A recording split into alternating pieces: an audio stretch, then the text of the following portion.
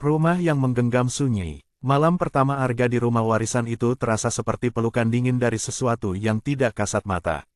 Bukan dinginnya suhu udara lereng Gunung Kawi, tetapi dinginnya aura yang menyelimuti setiap sudut. Rumah itu megah, bergaya Indis yang terawat aneh, dengan pilar-pilar kokoh dan lampu gantung kristal yang selalu bersih berkilauan. Namun, di balik kemewahan itu, tercium bau anyir yang samar, seperti bunga busuk yang disiram darah. Arga, 28 tahun, seorang pemuda yang dibesarkan di kota metropolitan, kini resmi menjadi pewaris tunggal kekayaan mendiang kakeknya.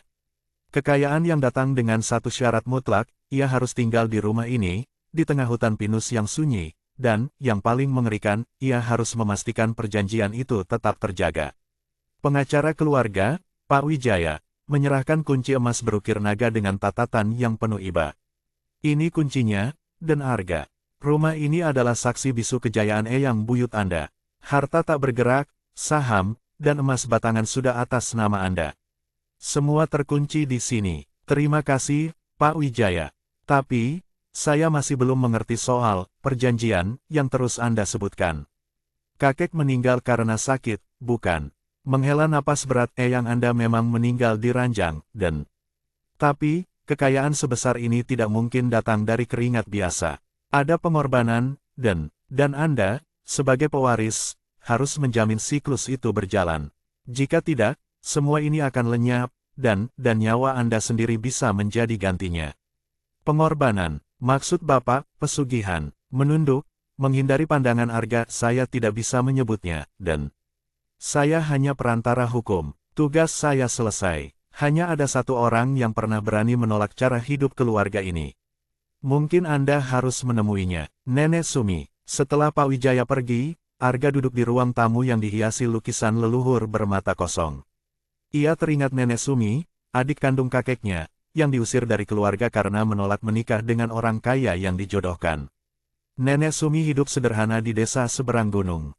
Keluarga selalu menyebutnya gila, pemuja, cahaya palsu. Arga berjalan menuju belakang rumah. Di sana, tersembunyi sebuah pintu besi besar berlumut, yang terkunci dengan gembok tua. Dari balik pintu itu, udara dingin menusuk, dan Arga bersumpah ia mendengar suara desahan angin yang menyerupai bisikan, seolah-olah ruangan itu menahan napas. Berbisik pada dirinya sendiri, apa yang disembunyikan di balik pintu ini. Jika kakekku benar-benar melakukan ini, betapa gelapnya jiwa mereka demi uang. Jangan takut, pewaris. Kami akan menjagamu. Kenikmatan ada di ujung janji. Arga segera menjauh. Malam itu, ia tidur dengan nyenyak di kasur mewah, tetapi mimpinya dipenuhi bayangan orang-orang tak dikenal yang menangis sambil mengulurkan tangan meminta tolong. Di sudut kamar, sepasang mata merah mengintip dari lukisan. 2 bulan berlalu, Arga mencoba hidup normal. Ia menyumbangkan sebagian hartanya, mencoba membersihkan karma. Namun, kekayaan itu seperti air yang tak pernah habis. Setiap ia menyumbang, saldo rekeningnya justru bertambah. Ia mulai mencatat, setiap malam bulan mati, fase bulan yang paling gelap dan sunyi, terjadi peningkatan ganjil dalam asetnya. Kekayaan itu terasa seperti bernapas, tumbuh subur hanya di kegelapan. Suatu hari, ia melihat penjaga rumah tua, Mang Udin, yang biasanya pendiam dan kaku, tampak gelisah. Mang Udin, ada apa? Sejak kemarin sore, Bapak terlihat cemas. Membersihkan debu yang tidak ada di jendela, menghindari Arga tidak ada apa-apa, dan hanya jadwal rutin. Besok malam adalah malam bulan mati. Jadwal rutin apa? Saya tidak pernah melihat ada tamu datang ke rumah ini saat malam, Mang. Berbisik, wajahnya pucat bukan tamu, dan tapi, yang datang menjemput. Kita hanya perlu mempersiapkan pintu belakang agar terbuka. Agar tuan kita tidak marah. Mendekat, menuntut jawaban tuan siapa, Mang. Ini rumah saya sekarang. Saya tidak punya tuan lain selain diri saya sendiri. Kepala tertunduk jangan cari tahu, dan percaya pada takdir. Seluruh desa ini, bahkan seluruh keluarga besar, hidup nyaman karena perjanjian ini. Kita hanya perlu membiarkan satu jiwa, kembali ke juragannya. Itu harga yang wajar. Harga yang wajar. Itu namanya tumbal, Mang Udin. Tumbal manusia. Mengangkat bahu dengan pasrah dulu memang begitu, dan tapi sekarang, tuan kita sudah canggih. Tumbal itu tidak selalu dari orang asing. Mereka yang lalai, yang tidak menjaga perjanjian dengan baik, atau yang serakah, merekalah yang paling sering diambil. Tuan kita hanya mengambil yang siap dipanen. Hati Arga mencelos. Ia menyadari kehangatan yang ia cari selama ini tidak ada di tumpukan harta ini. Justru, harta itu adalah penjara yang terbuat dari emas dan kengerian. Ia harus lari, tapi Pak Wijaya sudah memperingatkannya, jika perjanjian diputus oleh pewaris, maka pewaris itu akan menjadi tumbal utama. Satu-satunya harapannya adalah Nenek Sumi. Wanita yang diyakini gila, tetapi memiliki cahaya di matanya yang tak pernah dimiliki oleh siapapun di keluarga besarnya yang kaya raya.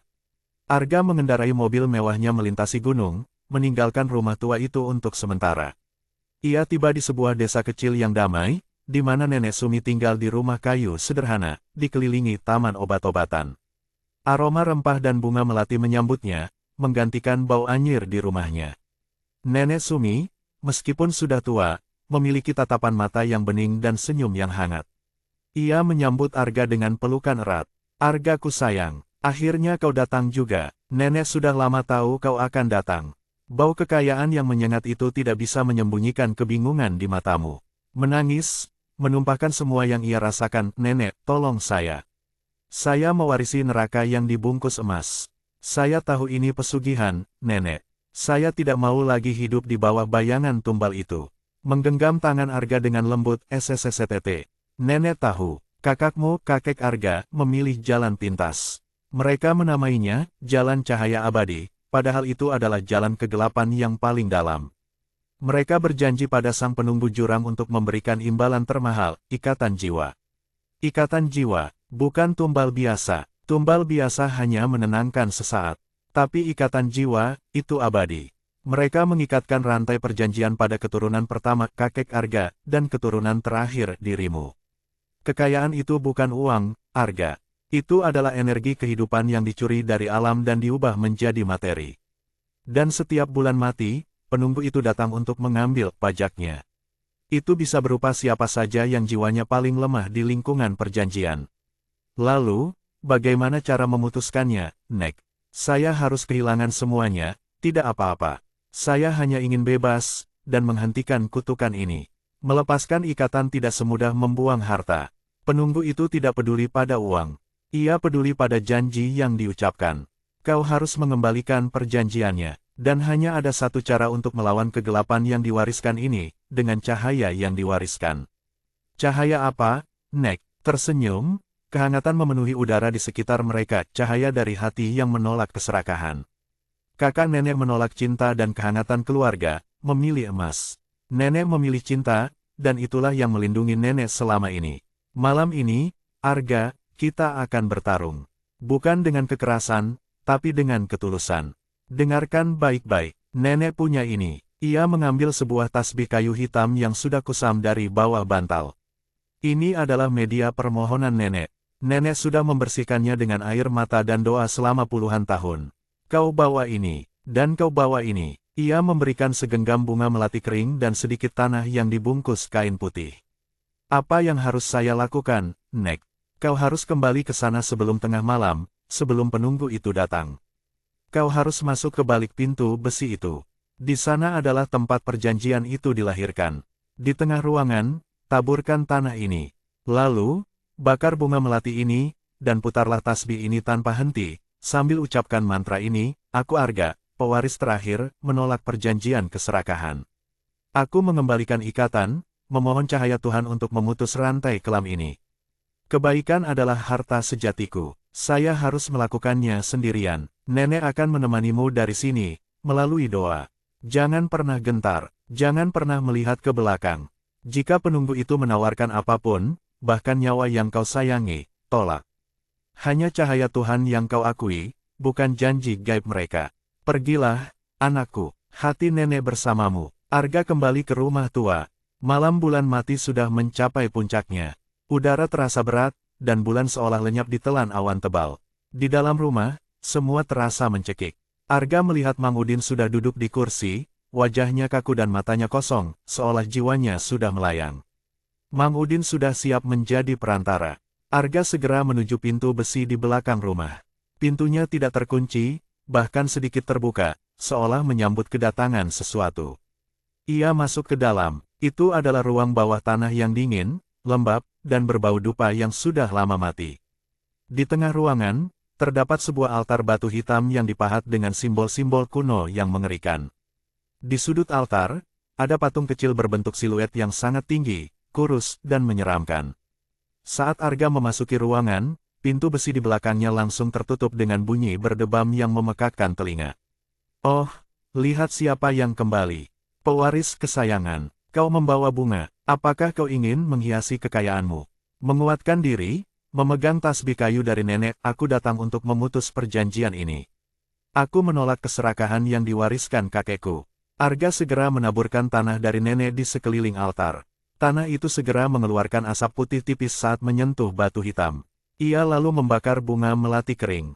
Asap wangi melati itu langsung bertabrakan dengan bau dupa lama, menciptakan pusaran aroma yang membuat Arga pusing. Berteriak marah, berani sekali kau.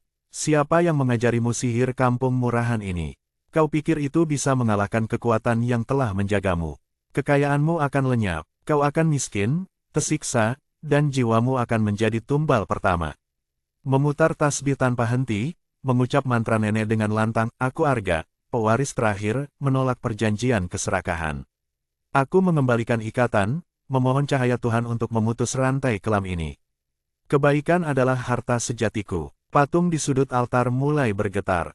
Udara terasa panas mendidih. Arga melihat bayangan hitam pekat bergerak cepat di sudut pandangannya.